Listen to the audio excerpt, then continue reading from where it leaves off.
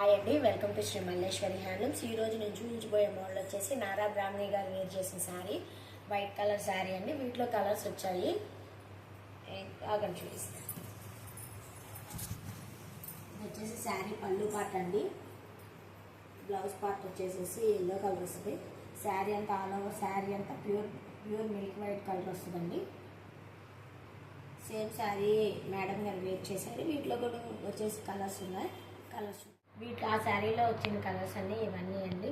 దీంట్లో డార్క్స్ వస్తాయి, పేషియల్స్ వస్తాయి. బడ్జెట్ ఈ శారీ ఏంటంటే మనకి బడ్జెట్ రేంజ్లో వచ్చేస్తుందండి శారీ మొత్తం.